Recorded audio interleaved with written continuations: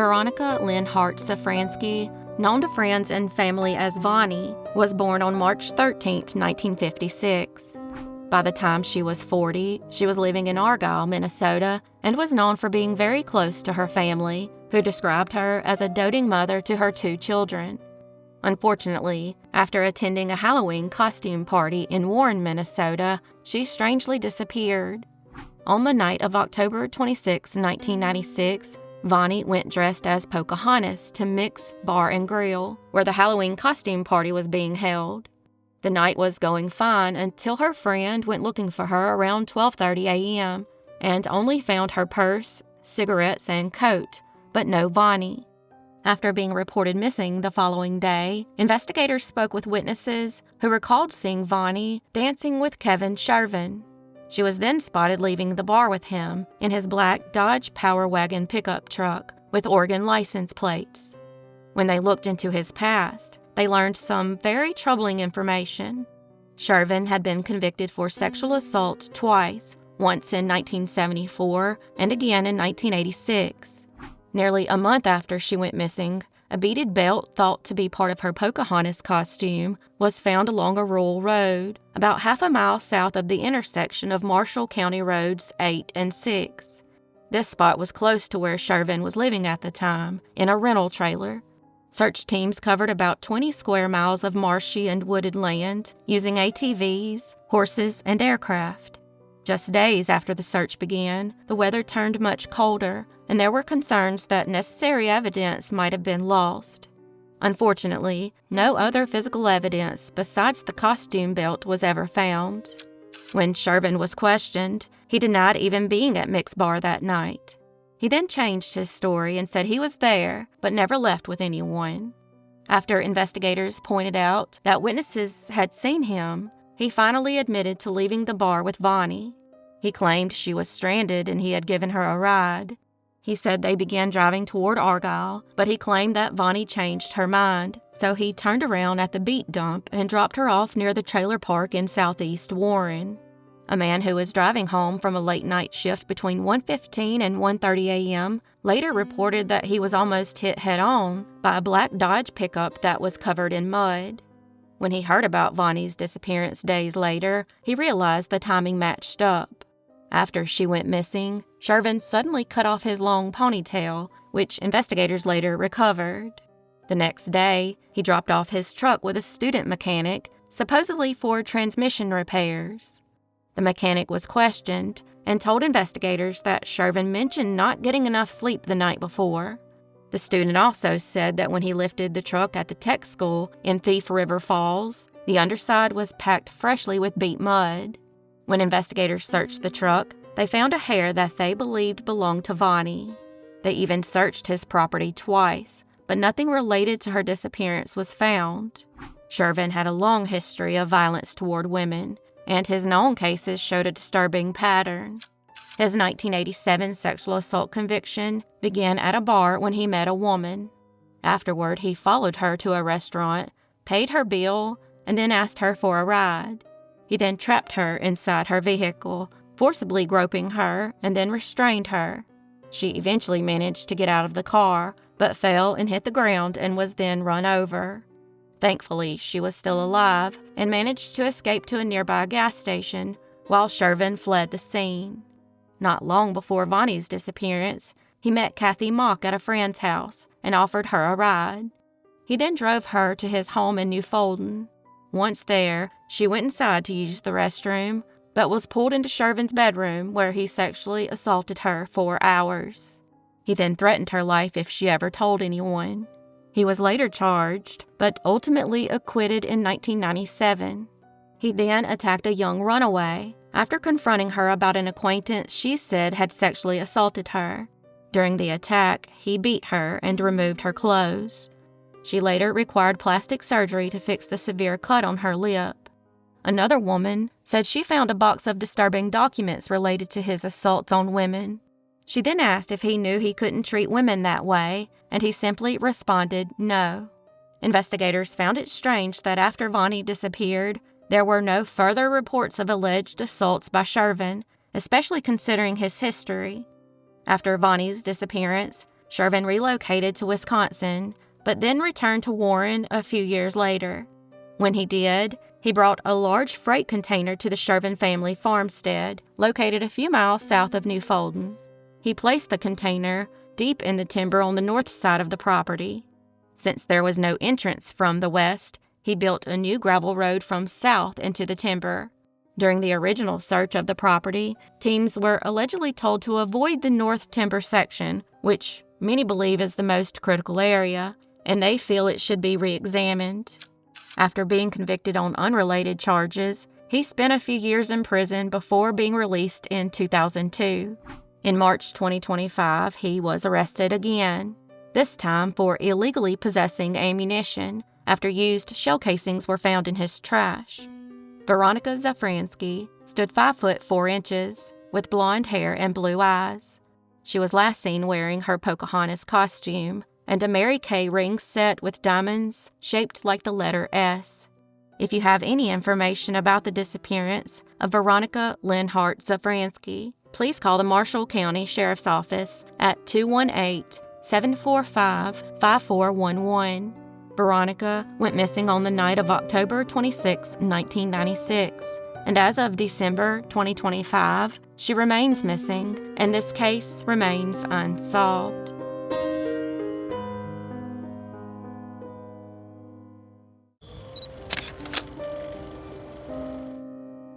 Brandon Michael Richart was born on March 10, 1980, and grew up in Minnesota.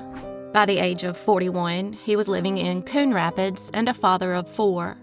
Those who knew Brandon said he was, unfortunately, easily influenced and placed too much trust in people. On November 3, 2021, Brandon was riding his bicycle when he was struck by a vehicle, driven by 18-year-old Dominic Hoffman. Dominic had been leaving Anoka Technical College in his parents' vehicle when the accident occurred. Scared his parents would find out, he asked Brandon if he would accept cash instead of calling the police, and he agreed.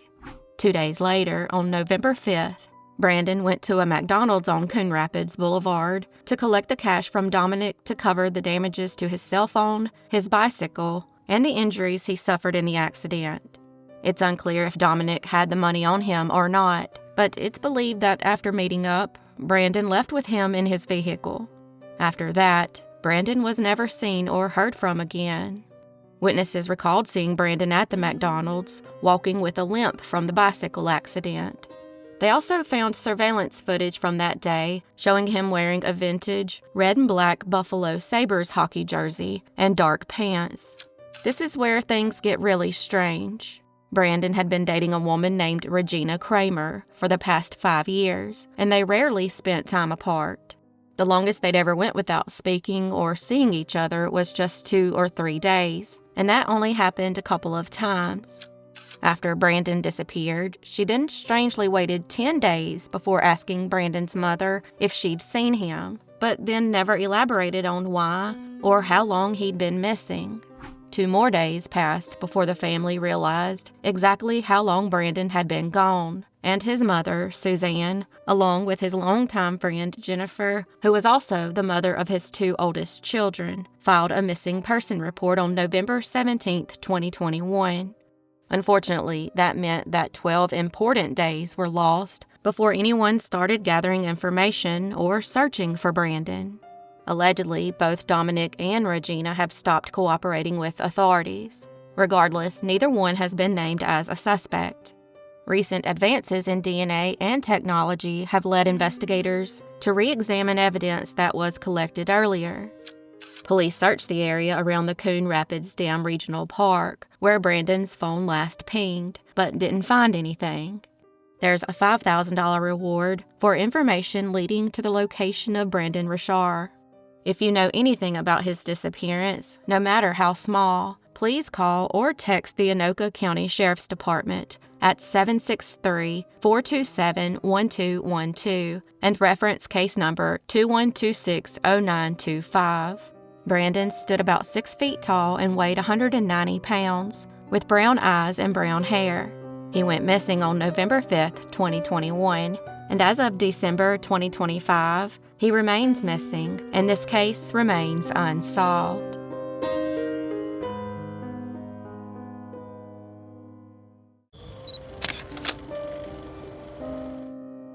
Carla Beth Anderson was born on January 15, 1964, and suffered from a mild intellectual disability.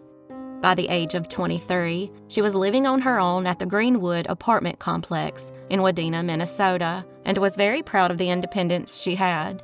The Greenwood apartments were known for providing housing for the elderly and adults with physical or mental disabilities. The city of Wadena was considered extremely safe to live in, and the apartment building had a security door that required a key to open. As for Carla, she was described as a sweet and light-hearted individual who was often seen smiling. She also excelled at her job at Hardee's and was told by her boss that she'd been chosen as Employee of the Month. So on Friday night, November 13, 1987, Carla's mother, Roberta, and her stepfather, Vern Wells, took her to the new Taco John's Mexican restaurant to celebrate. Before going, Carla stopped into Hardee's to make sure they didn't need her to work because hunting season had started and they were extra busy from all the local hunters stopping in. They told her they were good and that she'd have her picture taken on Monday for the Employee of the Month display. After dinner, they left Taco John's around 7:30 p.m. and stopped at the video store so Carla could pick out some movies to watch. Her parents then dropped her off at her apartment just before 8 p.m. They once again told her how proud they were of her and then watched her as she walked into the building, turning to wave goodbye with her fountain soda from Taco John's still in her hand. Carla planned to watch movies and go to bed early since she had to work the next morning. Sadly, her parents had no way of knowing they'd just shared their last meal together. After that night, Carla was never seen or heard from again. We know she made it inside her apartment because the empty drink container she had with her was found in the trash, and one of the VHS tapes she rented was in the VCR. Her purse and checkbook were still there, but her keys and Hardee's jacket were missing. Plus, the door to her apartment had been locked from the outside. At the time, police wondered if a fire in the nearby swamp might be connected. The fire was visible from her apartment, and investigators wondered if she might have left her apartment to get a closer look and was attacked, but there is no evidence to prove this. She'd never missed a day of work, but the following morning, she was a no-show for her shift. When investigators checked the building's security door, which was supposed to remain locked, they found it had been left open that night because some tenants were moving in. Roberta said her daughter always wanted friends her own age, but was very naive and vulnerable. She often struggled to tell the difference between people who truly cared about her and those who did not. Her family said that some people in town had been harassing and trying to take advantage of her. According to retired police officer Ron Noon, who'd just started working for the Wadena Police Department in 1987, Carla had called their dispatch a day or two before her disappearance, requesting to speak to an officer about some people who'd been making her feel very uncomfortable. She also had a boyfriend who lived in nearby Lake Park, and while he was a person of interest, he was ultimately ruled out. On the same night Carla disappeared, a brown Plymouth Horizon was stolen just a few blocks from her apartment. The car was never found, and it's not known if this is connected to Carla's case. Hundreds of people from the community joined in on the search for Carla. Civil Air Patrol took to the skies, and students from Wadena Technical College joined the ground searches. The FBI was also brought in to help with the investigation, but unfortunately, nothing related to Carla's disappearance was found. Police looked into suspected serial killer Floyd Todd Tapson, but he had a solid alibi for the night Carla went missing and was ruled out.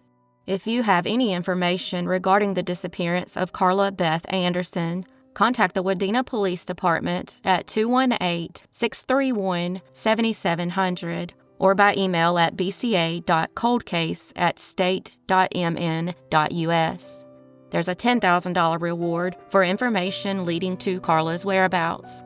Carla Anderson disappeared on the night of November 13, 1987, and as of December 2025, she remains missing, and this case remains unsolved.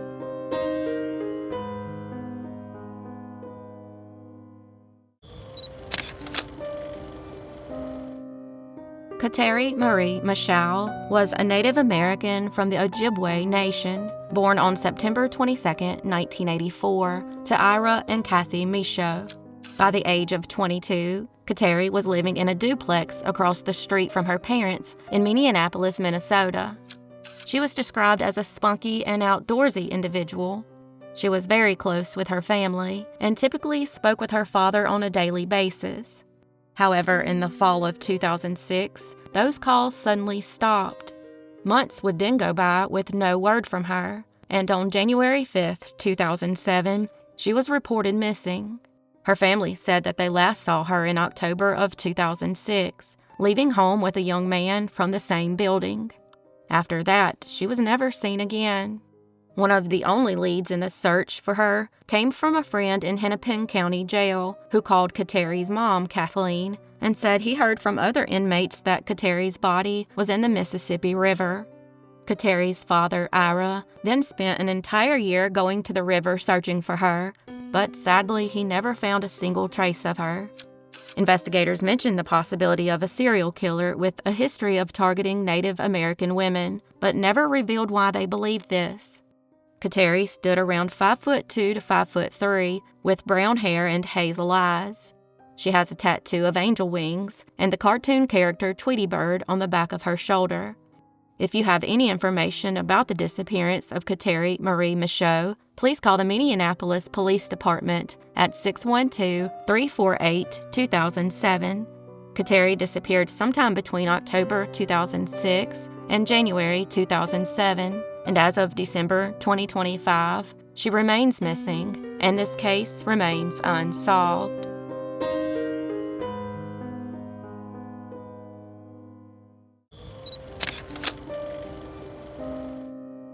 Melissa Christina Burt was born on January 22, 1968, and grew up in Parkers Prairie, Minnesota, where she and her brother Steve Woodworth were adopted. In 2004, Melissa married Randall Norman Burt, and they later separated. At the age of 52, she was living in Alexandria, Minnesota, when she strangely went missing. She was last seen on November 7, 2020, getting into an RV driven by a man whose name hasn't been released to the public. She was usually active on Facebook, but her last post was made in December 2020. After that, all communication from her stopped, and no one has heard from her since.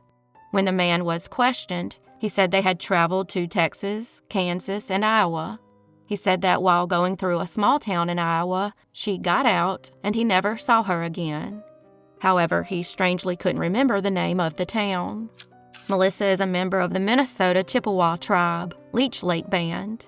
She has brown hair and brown eyes, stands 5 feet 6 inches tall, and weighs approximately 140 pounds.